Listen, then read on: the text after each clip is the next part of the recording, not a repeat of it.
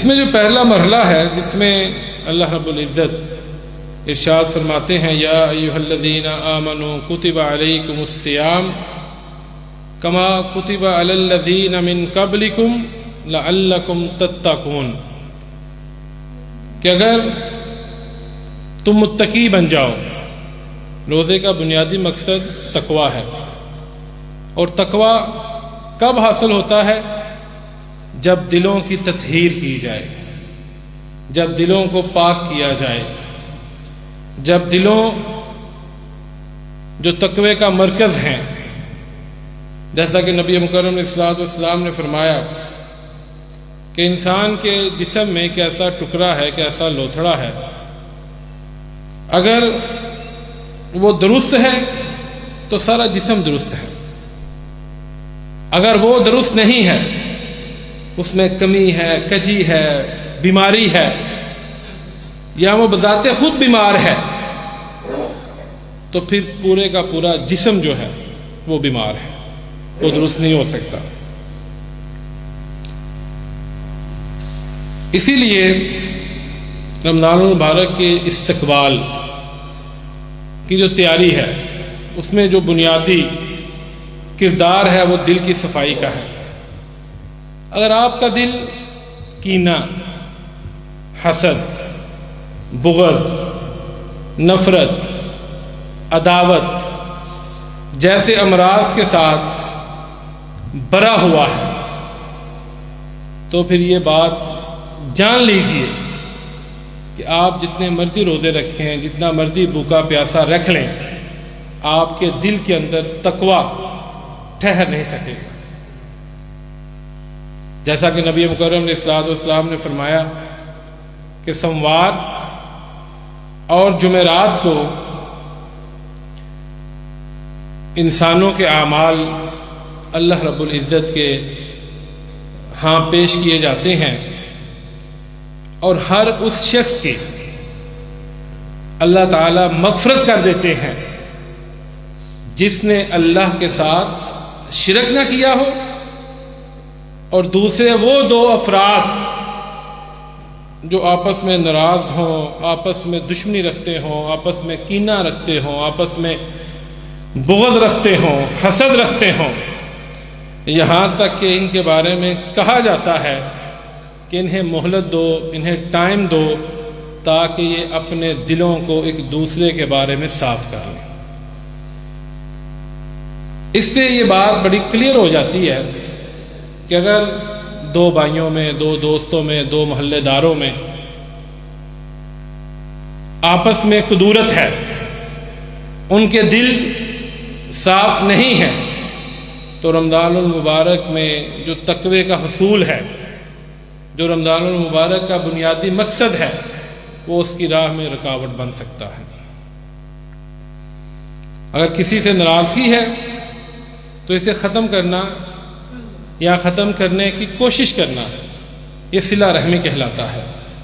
جیسا کہ اللہ تعالیٰ نے قرآن کریم میں ارشاد فرمایا وَاتَّقُوا اللَّهَ الَّذِي تَسَاءَلُونَ بِهِ وَالْأَرْحَامَ، اور یہاں پر ایک اور بات بھی مد نظر رکھنی چاہیے۔ کبھی کبھی انسان نہ چاہتے ہوئے بھی کسی کا دل صاف نہیں کر سکتا، کوشش کرتا ہے، اس کی خواہش ہوتی ہے، لیکن اگلے بندے کا رسپانس اس کے مطابق نہیں ہوتا۔ تو اس کا بہترین جو حل ہے وہ یہی ہے کہ انسان اپنے دل کو صاف کر لے کسی کے بارے میں بھی، اور اگلے کا جو معاملہ ہے اسے بندہ اللہ کے سپرد کر دے کہ میں نے اپنا دل صاف کر لیا ہے، میرے دل میں اپنے کسی بھی مسلمان بھائی کے لیے نہ کینہ ہے، نہ بغض ہے، نہ عداوت ہے، نہ حسد ہے، نہ نفرت ہے۔ باقی اگر اس کے دل میں میرے بارے میں اگر ایسے جذبات ہیں تو وہ جاننے اس کا رب جانے۔ یہ بھی تقویٰ حاصل کرنے کی ایک صورت ہے۔ نبی مکرم صلی اللہ علیہ وسلم نے فرمایا اگر کوئی مسلمان کسی دوسرے مسلمان کو معاف کرتا ہے تو اللہ تعالیٰ معاف کرنے والے کی عزت کو بڑھا دیتے ہیں، اور دل کی صفائی کے لیے، تطہیر کے لیے، تیاری کے لیے بہترین عمل استغفار ہے۔ فَقُلْتُ اسْتَغْفِرُوا رَبَّكُمْ إِنَّهُ كَانَ غَفَّارًا۔ اور نبی مکرم علیہ الصلوۃ والسلام جو خاتم النبیین ہیں، جو سید ولد آدم ہیں، جنہیں استغفار کرنے کی ضرورت نہیں تھی، لیکن آپ ایک دن میں 70 مرتبہ اللہ تعالیٰ سے معافی مانگا کرتے تھے، 70 مرتبہ۔ حالانکہ آپ تو خود اس امت کے شافع ہیں، آپ تو خود اس امت کی سفارش کرنے والے ہیں، لیکن آپ 70 مرتبہ اللہ تعالیٰ سے معافی مانگا کرتے تھے۔ اسی طرح نبی مکرم علیہ الصلوۃ والسلام نے فرمایا کہ سورہ ناس، سورہ فلق، سورہ اخلاص اور سورہ کافرون، ان جیسی صورتیں اللہ رب العزت نے حضرت انسان کی پناہ کے لیے، حفاظت کے لیے اور کوئی نہیں اتاری ہے۔ اگر مسنون اوقات میں انہیں پڑھا جائے تو یہ انسان کے دل و جان کی حفاظت کرتی ہیں۔ اور آیت الکرسی کے بارے میں نبی مکرم علیہ الصلوۃ والسلام کا فرمان گرامی ہے کہ جو بندہ رات کے وقت آیت الکرسی پڑھتا ہے وہ صبح تک اللہ تعالیٰ کی حفاظت میں چلا جاتا ہے۔ کتنا ٹائم لگتا ہے آیت الکرسی پڑھنے میں؟ چند سیکنڈز، پورا منٹ نہیں لگتا۔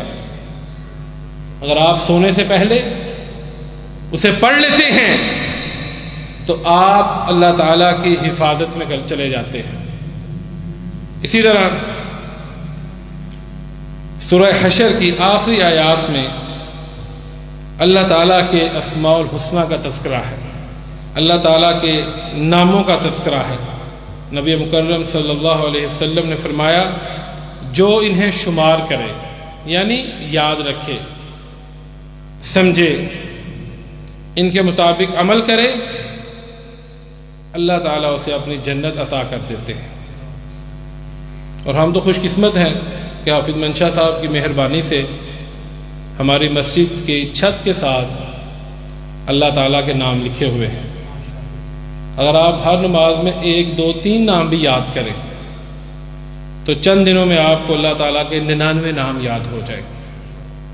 اور جو بندہ اپنے انہیں پڑھتا ہے، ان کو سمجھتا ہے، ان کے مطابق عمل کرتا ہے، اللہ تعالیٰ اسے اپنی جنت عطا کر دیتے ہیں۔ اور دوسری بات جو ہمارے لیے بڑی اہم ہے، جو بندہ اللہ تعالیٰ کے ناموں کو پڑھتا ہے، ان کا ذکر کرتا ہے، اللہ تعالیٰ اس کے دل کو نفاق سے پاک کر دیتے ہیں اور اللہ تعالیٰ اس کے دل کو نرم کر دیتے ہیں۔ دلوں کی سختی اور نفاق یہ بھی دل میں تقویٰ ٹھہرنے نہیں دیتے۔ حضرات گرامی، اس کے بعد یہ تیاری ہے رمضان سے پہلے، یعنی اس ہفتے میں کرنے والی، کہ ہم نے اپنے دلوں کو نفرت سے، کینے سے، حسد سے، بغض، دشمنی، عداوت، اس سے پاک کرنا ہے۔ پھر جب انشاءاللہ اللہ تعالی ہمیں رمضان عطا کرے گا، ہم رمضان میں داخل ہو جائیں گے، تو پھر سورہ بقرہ کی آیت نمبر 183 سے لے کر 188 تک رمضان المبارک کا ایک جامع نصاب یہ آیات پیش کرتی ہیں، جن میں دعا، اللہ تعالیٰ کی کبریائی، اللہ تعالیٰ کا شکر کرنا، اعتکاف، حلال و حرام کی حدود، ازدواجی تعلقات تک ہم کس طرح رمضان المبارک میں قائم کر سکتے ہیں، اللہ تعالیٰ نے ان آیات میں ان احکام کو تفصیل کے ساتھ بیان کیا ہے۔ اس سے پتہ چلتا ہے کہ رمضان صرف بھوکا رہنا اور پیاسا رہنا اس کا نام نہیں ہے، اگر ہم یہ سمجھتے ہیں کہ ہم نے 29 دن یا 30 دن بھوکا رہ لیا، دن کے وقت پانی نہیں پیا، کھانا نہیں کھایا، تو ہم نے رمضان کا حق ادا کر دیا ہے۔ تو یہ بات یاد رکھیے، اللہ تعالیٰ کو آپ کا بھوکا پیاسا رہنا وہ نہیں چاہیے، اللہ تعالیٰ کو آپ کا تقویٰ چاہیے۔ اور اسی لیے اللہ تعالیٰ نے رمضان المبارک کا جو اجر ہے وہ اپنے پاس رکھا ہے۔ الصوم لی وانا اجزی بہ، روزہ میرے لیے ہے اور اس کا اجر بھی میں ہی عطا کرتا ہوں، خاص اللہ کے لیے ہے۔ اس کی وجہ ہے یہ ایسی عبادت ہے جس کا خاص تعلق دل کے ساتھ ہے۔ اب مجھے کیا پتا ہے کہ آپ کے دل میں کیا ہے؟ آپ کو کیا پتا ہے میرے دل میں کیا ہے؟ یہ کون جانتا ہے؟ خالق کائنات جانتا ہے، مالک کائنات جانتا ہے۔ اور جب دل صاف ہوگا، پاک ہوگا، تو پھر اللہ رب العزت کا جو تقویٰ ہے وہ اس دل میں ٹھہر جائے۔ حضرات گرامی، اسی میں سب سے پہلے جو بنیادی بات دل کو صاف کرنے کے بعد رمضان المبارک کے جو روزے ہیں ان کی گنتی پوری کرنا ہے۔ ہمارے ہاں کچھ ہمارے ایسے دوست احباب بھی ہیں جو جمعہ کا روزہ رکھتے ہیں، باقی دنوں میں روزہ نہیں رکھتے، کثرت کے ساتھ، تھوڑے یہ نہیں کہ ایک دو، کثرت کے ساتھ۔ کسی نے بیماری کا بہانہ بنایا ہوا ہے، کسی کو عادت نہیں پڑی، کسی کا دل صاف نہیں ہے، خواہشات کا اس کے اوپر اتنا دباؤ ہے یا خواہشات نے اتنا اس کو گھیرا ہوا ہے کہ وہ رمضان کے روزے نہیں رکھتا۔ اس میں پہلی جو بنیادی شرط ہے رمضان المبارک میں تقوی کے حصول کی، وہ یہ ہے کہ ان کی رمضان المبارک کے روزوں کی گنتی کو پورا کیا جائے۔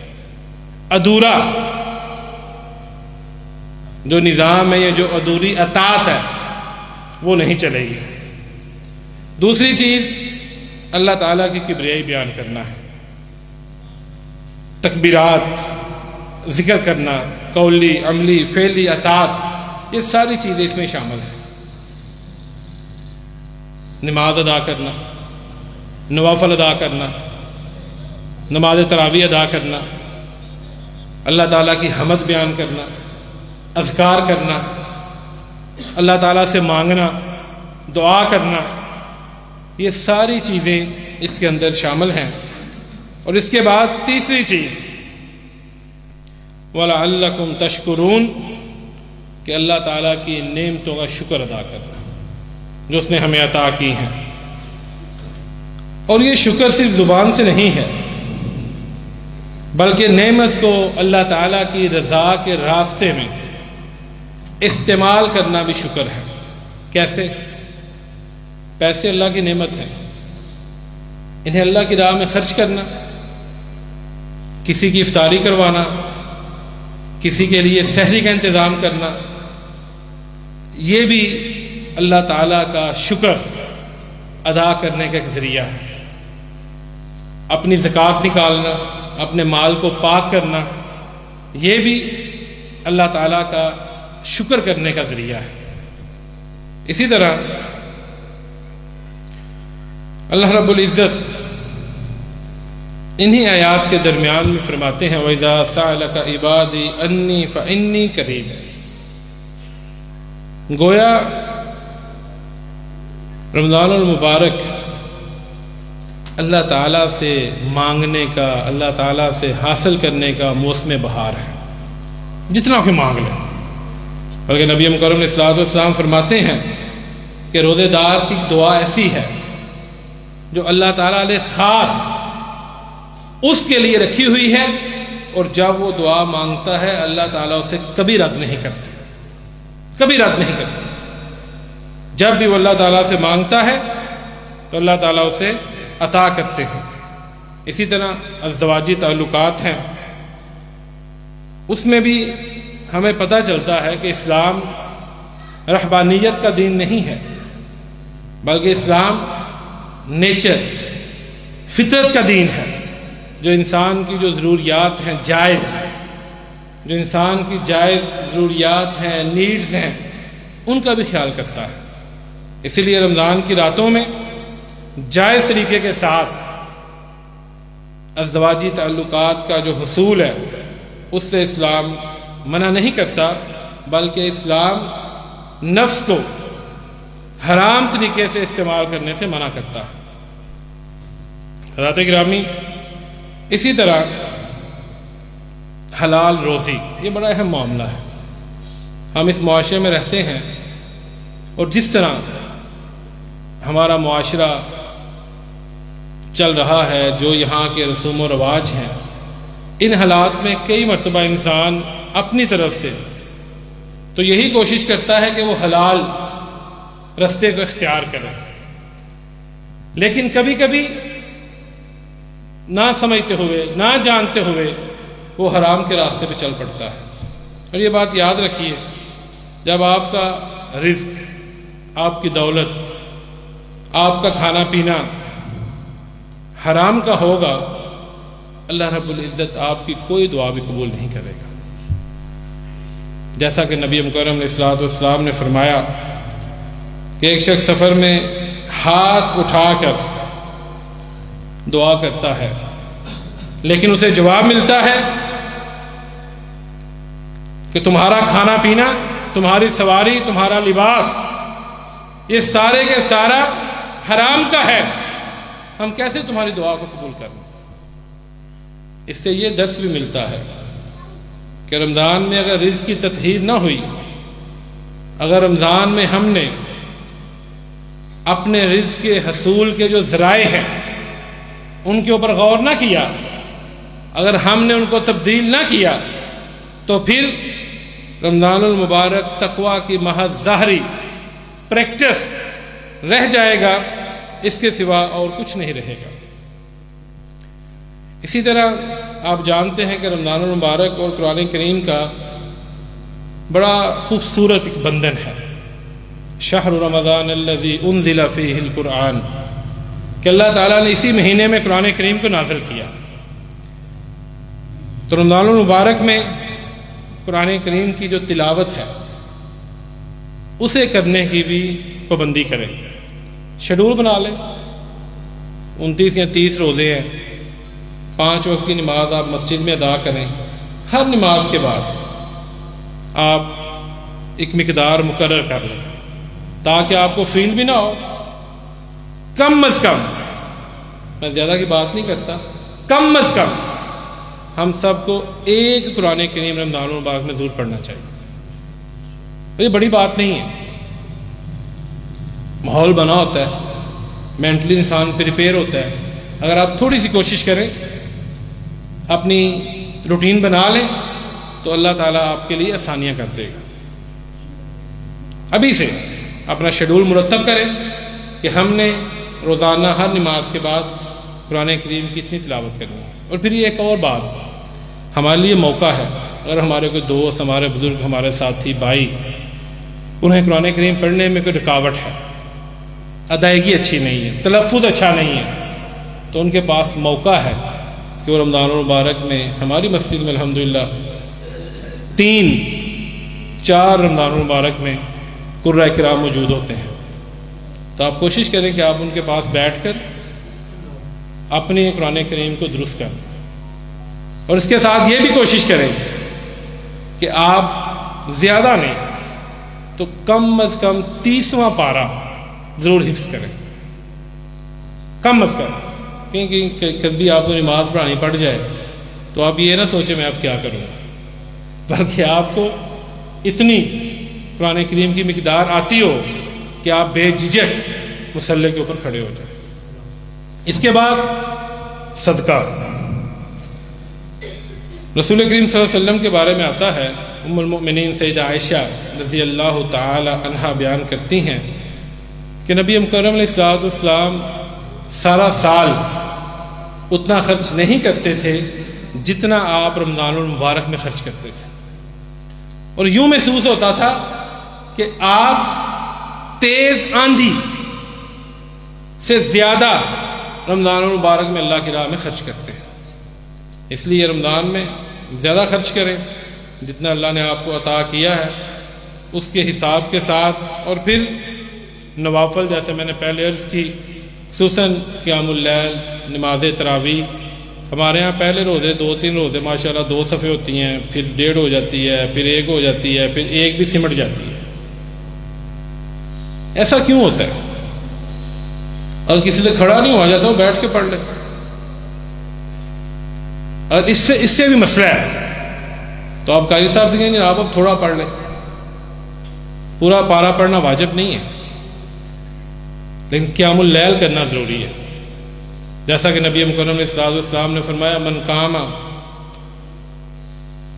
رمضان ایمانا واحتسابا غفر له ما تقدم من ذنبه، جو بندہ رمضان المبارک میں ایمان اور احتساب کی حالت میں نماز تراویح ادا کرتا ہے، اللہ رب العزت اس کے گزشتہ گناہوں کو معاف کر دیتے ہیں۔ حضرات گرامی، اس کے بعد زبان، کیسی خوبصورت بات نبی مکرم علیہ الصلوۃ والسلام نے فرمائی۔ اگر روزے کی حالت میں کوئی آپ کو گالی دے، آپ کو برا بلا کہے، تو بڑے آرام سے آپ اسے کہہ دیں انی صائم، بھئی میں آپ کی گالی کا جواب نہیں دے سکتا، میں روزے کے ساتھ ہوں۔ اگر آپ تصور کریں، سوچیں، اگر آپ رمضان المبارک میں کسی کو گالی نہیں دیتے، گالی کا جواب گالی کے ساتھ نہیں دیتے، تو کیا 30 دن اگر آپ گالی نہیں دیتے تو آپ کیا سمجھتے ہیں کہ رمضان کے بعد کیا آپ کو عادت نہیں پڑ جائے گی کہ آپ گالی دینا چھوڑ دیں گے؟ اور ہمارا عام رویہ ہے، ہر بات کے ساتھ گالی دینا ہم پنجاب کے لوگ فرض سمجھتے ہیں، ثواب کے طور پہ گالی دیتے ہیں۔ تو زبان کی حفاظت بھی ضروری ہے۔ اور اس کے بعد عید کے بعد پہلا مرحلہ تیاری، دوسرا مرحلہ حصول کہ آپ نے تقوی حاصل کر لیا، تیسرا مرحلہ جو ہے وہ حاصل شدہ تقوی کی حفاظت ہے۔ فاستقم کما امرت، کہ رمضان کے بعد، اور سچی بات ہے اصل امتحان شروع رمضان کے بعد ہوتا ہے، کیونکہ جب آپ اس حاصل شدہ تقوی کے اوپر استقامت اختیار کریں گے، جو آپ نے رمضان میں اعمال کیے، اگر آپ ان اعمال کے اوپر ڈٹ جاتے ہیں، رمضان جتنی شدت سے نہ صحیح لیکن روٹین کے ساتھ اگر آپ ان اعمال کے اوپر عمل کرتے ہیں، آپ ان کا خیال کرتے ہیں، تو میرا یہ خیال ہے کہ اللہ رب العزت ہماری دعاؤں کو، ہماری محنتوں کو رائیگاں نہیں جانے دے گا۔ اور صحابہ کرام 6 ماہ تک دعا کیا کرتے، اے اللہ ہمیں رمضان عطا کر دے، اور جب رمضان مل جاتا تو رمضان کے گزرنے کے بعد 6 ماہ تک اللہ تعالیٰ سے دعا کیا کرتے کہ اللہ ہم نے رمضان میں جو ٹوٹی پھوٹی عبادتیں کی ہیں، کوشش کی ہے، اے اللہ اسے اپنی بارگاہ میں قبول فرما لے۔ حضرات گرامی، یہ تھی مختصر سی رمضان المبارک کی تیاری کے حوالے سے گزارشات تھیں کہ ہم نے اپنے آپ کو کس طرح مینٹلی، باڈی وائز رمضان المبارک میں تقوی کے حصول کے لیے پریپیئر کرنا ہے۔ اس کے بعد میں یہ چاہوں گا کہ مختصر طور پہ، مجھے امید تو ہے کہ انشاءاللہ آپ کو رمضان المبارک کے مسائل آتے ہوں گے، لیکن تذکیر کے طور پہ میں چاہوں گا کہ مختصر طور پہ جو رمضان المبارک کے مسائل ہیں وہ بھی میں آپ کے سامنے عرض کروں۔ جیسا کہ طلحہ بن عبید اللہ رضی اللہ تعالیٰ عنہ فرماتے ہیں کہ نبی مکرم صلی اللہ علیہ وسلم جب نیا چاند دیکھتے تو آپ اس کی دعا کرتے، اللہم احللہ علینا بالیمن والایمان والسلامۃ والاسلام ربی و ربک اللہ۔ چھوٹی سی دعا ہے، میری گزارش ہے کہ آپ تمام احباب اس کو یاد کریں، اور جب آپ رمضان المبارک کا چاند دیکھیں تو نبی مکرم صلی اللہ علیہ وسلم کی سنت کے اوپر عمل کرتے ہوئے آپ یہ دعا ضرور پڑھیں۔ سیدنا ابو ہریرہ رضی اللہ تعالیٰ عنہ بیان کرتے ہیں، نبی مکرم صلی اللہ علیہ وسلم نے فرمایا صوموا لرؤیتہ وافطروا لرؤیتہ، کہ رمضان المبارک کا چاند دیکھ کر روزے رکھنا شروع کرو اور شوال کا چاند دیکھ کر روزے رکھنا ختم کر دو، اور اگر شعبان کے آخر میں 29 جو شعبان ہے اگر اس دن بادل ہوں تو پھر 30 دن شعبان کے مکمل کرو اور اس کے بعد پھر رمضان المبارک کا آغاز کرو۔ اب تو ویسے بڑی آسانی ہو گئی ہے، گورنمنٹ کی طرف سے باقاعدہ اعلان کر دیا جاتا ہے، اور اس معاملے میں ایک گزارش ضرور کروں گا، یہ ہمارا بڑا من حیث القوم ایک عجیب کلچر ہے۔ گورنمنٹ نے اعلان کر دیا، رمضان شروع ہو گیا، ادھر شوال کے چاند کا اعلان ہوتا ہے تو ہم کیا کہتے ہیں، اے مولوی ایک روزہ کھا گئے۔ کیسی عجیب بات ہے یہ، ہر سال، اور اگر 30 پورے ہو جائیں تو پھر ہمارا تبصرہ کیا ہوتا ہے، اب دیکھا جی چاند ایڈا بڑا ہے، ایک روزہ نا بہت رہا دیتا ہے۔ یہ کب ہم ان باتوں سے باہر نکلیں؟ بڑا سمپل سا طریقہ ہے، چاند دیکھ روزہ رکھ لیں، چاند دیکھ عید کر لیں، اس میں زیادہ تجسس، اس میں زیادہ گہرائی میں جانا۔ اور یہ بات یاد رکھیے کہ جو ہماری رویت حلال کمیٹی ہے اس میں کسی ایک مسلک کی نمائندگی نہیں ہوتی، اس میں آپ کے جو چاروں مسالک ہیں، اہل حدیث، دیوبندی، بریلوی، اہل تشیع، ان چاروں کی نمائندگی ہے، اور مل کے چاند دیکھا جاتا ہے۔ اور وہ لوگ جنہیں یہ ذمہ داری عطا کی گئی ہے وہ اتنے غیر ذمہ دار نہیں ہیں کہ وہ آپ کے روزوں کے ساتھ کھیلنا شروع کر دیں۔ اس لیے اس چیز کے اوپر بھی پختہ یقین ہونا چاہیے، اور دل کو انسان کو ٹھہرا لینا چاہیے۔ اس کے بعد یہ بات بڑی ضروری ہے، اور اکثر ہمارے دوست اس کا خیال نہیں کرتے، فرض روزوں کی نیت۔ جب تک آپ فجر سے پہلے فرض روزے کی نیت نہیں کرتے آپ کا روزہ نہیں ہے۔ اور بالخصوص یہ ان لوگوں کے لیے پیغام ہے جو رات کو سو جاتے ہیں، سحری نہیں کرتے، اور دن کو بڑے فخر کے ساتھ بتاتے ہیں کہ میں سحری نہیں کھادی ہے، اب دیکھ لو میرا روزہ کتنے گھنٹے آتا ہے۔ یہ فخر نہیں ہے بلکہ یہ حماقت اور جہالت ہے، کیونکہ سحری کھانا سنت ہے۔ نبی مکرم صلی اللہ علیہ وسلم نے فرمایا تسحروا فإن فی السحور برکہ، اے میرے صحابہ سحری کیا کرو، اللہ تعالیٰ نے سحری کے اندر برکت رکھی ہے، چاہے تھوڑی کرے لیکن سحری ضرور کرنی چاہیے۔ اور فجر سے پہلے فرض روزے کی جو نیت ہے اگر آپ نہیں کرتے تو آپ کا روزہ درست نہیں ہے۔ اور یہ بات بھی بڑی ضروری ہے کہ نیت کا محل دل ہے، نہ کہ زبان۔ نیت دل کے ارادے کا نام ہے کہ میں نے آج کا روزہ رکھنا ہے، اور ہمارے ہاں کیلنڈرز کے اوپر ایک بڑی عجیب و غریب دعا لکھی ہوتی ہے، وَبِصَوْمٍ غَدًا نَوَيْتُ مِنْ شَهْرِ رمضان۔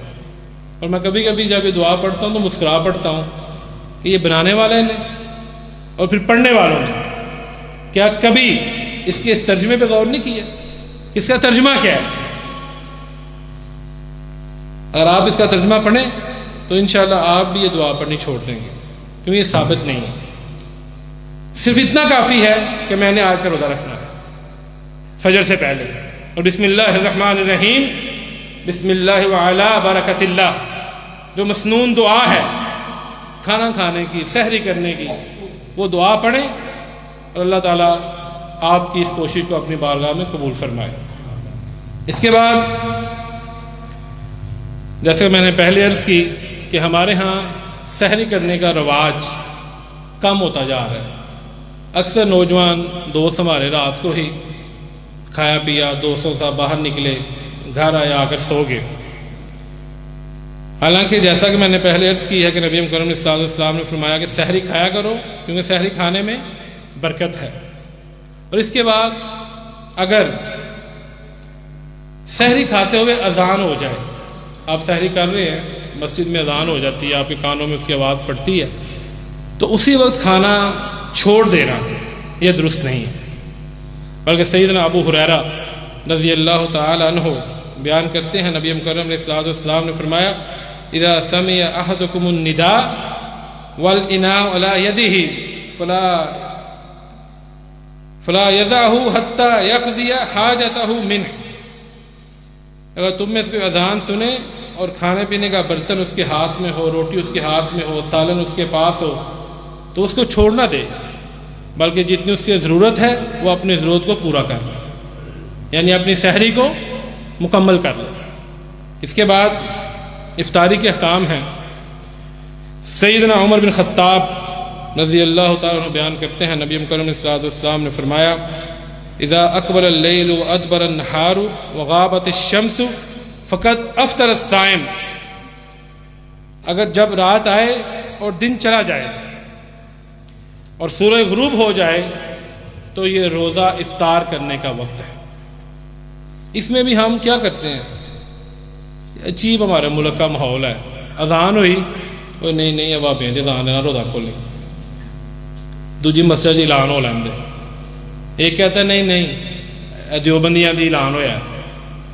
پتہ کچھ شہروں میں گولہ فائر ہوتا ہے یا ہوٹر بجتا ہے، وہ ہوٹر بج رہے ہیں، یہ کدھر سے آیا؟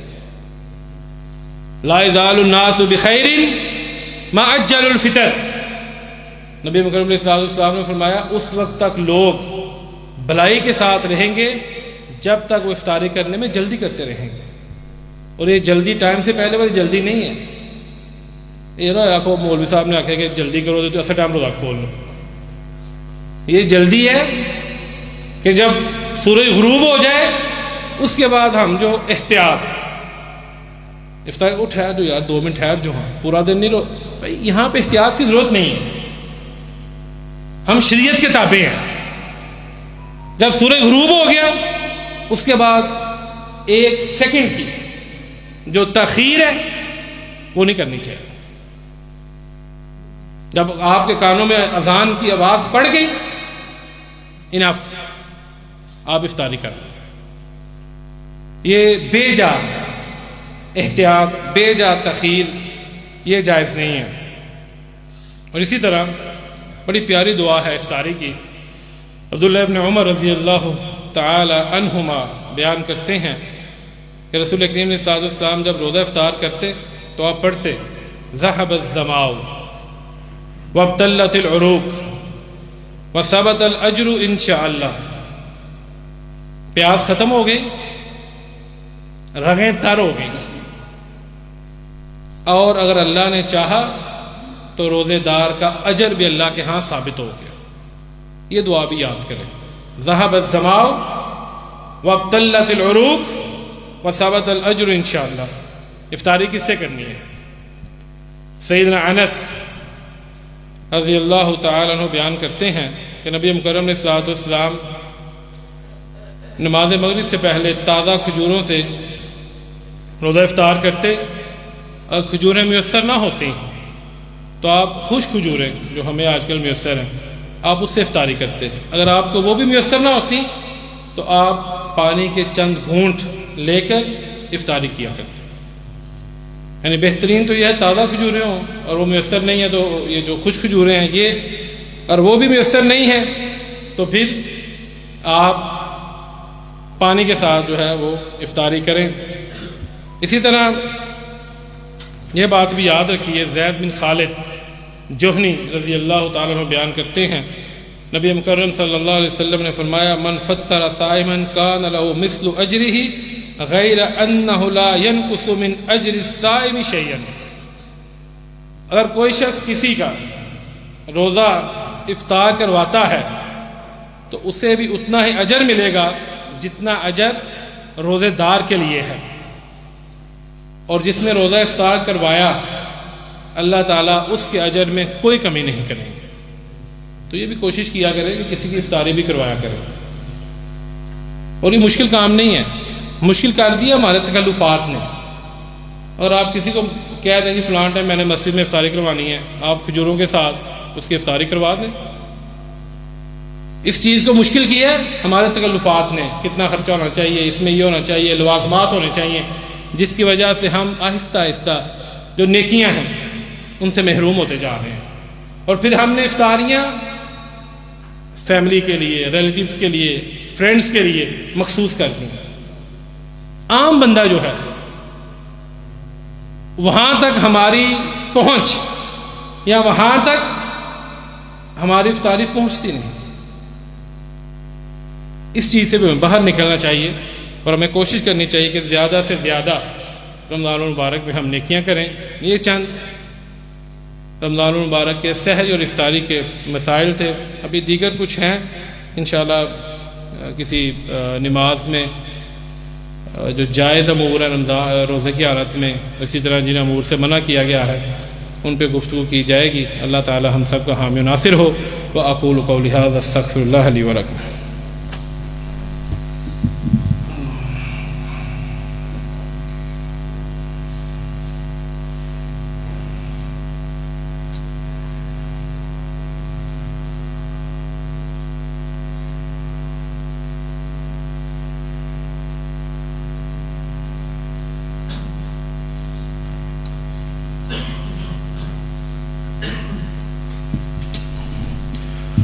الحمد لله الذي شرف هذه الأمة فجعلها خير أمة أخرجت للناس تأمر بالمعروف وتنهى عن المنكر وتؤمن بالله.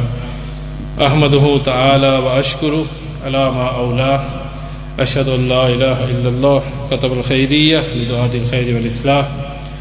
وأشهد أن محمدا عبده ورسوله حامل لواء الدعوة والجهاد والكفاح. جیسا کہ آپ جانتے ہیں کہ کل 14 فروری ہے. جس طرح گزشتہ دنوں میں حاجیوں نے، نمازیوں نے زور و شور کے ساتھ بسنت منائی ہے، اسی طرح کل کا دن ہمارے معاشرے میں ویلنٹائن ڈے کے ساتھ سیلیبریٹ کیا جاتا ہے. اور میں کبھی کبھی بڑا حیران ہوتا ہوں، سوچتا ہوں کہ اس دن کو منانے والے جو لڑکی اور لڑکیاں ہیں، کیا انہوں نے کبھی یہ نہیں سوچا کسی لڑکے نے کہ میں جو پھول کسی کی بہن اور بیٹی کو دے رہا ہوں، ہو سکتا ہے دوسرے چوک میں میری بہن میری بیٹی کو کوئی دوسرا پھول دے رہا. یہ زندگی مکافات عمل ہے. اب یہ نہ سوچیں کہ آج آپ کسی کے ساتھ غلط کر رہے ہیں تو کل آپ کے ساتھ نہیں ہوگا. اور حیا جو مسلمان کا زیور ہے، رسول کریم صلی اللہ علیہ وسلم فرماتے ہیں الحیاء من الایمان، حیا ایمان میں سے ہے. والایمان فی الجنہ، اور ایمان جنت میں ہے. یعنی اس سے کیا مراد کہ اہل ایمان جو حیادار ہیں وہ جنت میں ہے. والبذع من الجفاء والجفاء فی النار، اور بے حیائی بدی ہے اور بے حیائی والے جہنم میں ہے. اسی سے سمجھ لینا چاہیے. زیادہ لمبا چوڑا اس کے اوپر خطاب کرنا، لمبی چوڑی احادیث کو بیان کرنا الحمدللہ میں کر سکتا ہوں، میں نہیں کر سکتا، لیکن مقصد صرف احساس دلانا ہے کہ خدا را ہم مسلمان ہیں، مسلمانوں کے گھر میں پیدا ہوئے ہیں. ہماری جو زندگی ہے اس کی کامیابی، کامرانی، ناکامی ہمارے دین، ہماری اقدار اور ہمارے مذہب کے اوپر بیس کرتی ہے. تو اس لیے برائے مہربانی ہر بندہ اپنا حصہ، اپنی جو کنٹریبیوشن ہے وہ معاشرے کی بہتری کے لیے ضرور کریں. تو کل کے دن بجائے اس کے کہ آپ کسی کی بہن کو، کسی کی بیٹی کو سر عام، سر بازار رسوا کریں، یہ پھول پیش کریں، اس سے بہتر نہیں کہ آپ یہ پھول، اگر آپ کو زیادہ ہی محبت کا دن منانے کا جوش ہے، آپ اپنی وائف کو پیش کریں، آپ اپنی ماں کو پیش کریں، آپ اپنی بہن کو پیش کر لیں. اگر آپ کا نہیں گزارا ہوتا، جو آپ کے حلال رشتے ہیں، جو آپ کے محارم ہیں، آپ انہیں پیش کریں. کیا ہی ضروری ہے کہ آپ کسی چوک میں جوتے کھاتے نظر آئیں. ہر ویلنٹائن کے اوپر کوئی نہ کوئی ایسا انسیڈنٹ بعد میں سوشل میڈیا کی نظر ہوا ہوتا ہے کہ فلاں بندہ فلاں چوک میں جوتے کھا رہا ہے. تو اس سے بہتر نہیں کہ انسان پہلے ہی اپنے آپ کو نبی مکرم علیہ الصلوۃ والسلام کی شریعت کے تابع کریں. اس لیے نوجوانوں سے بالخصوص میری یہ گزارش ہے کہ آپ یہ ویلنٹائن جو ڈے ہے اس سے اپنے آپ کو محفوظ فرمائیں. اور یہ بھی اللہ تعالیٰ سے دعا کرتا ہوں کہ اللہ تعالیٰ ہمارے حکمرانوں کی نظر اس طرف نہ ڈلوا دے کہ جس طرح انہوں نے بسنت کو سیلیبریٹ کیا ہے کیا پتہ وہ ویلنٹائن کو بھی سیلیبریٹ کرنا شروع کر دیں. کوئی پتہ نہیں جو ہمارے حالات بنے ہوئے ہیں.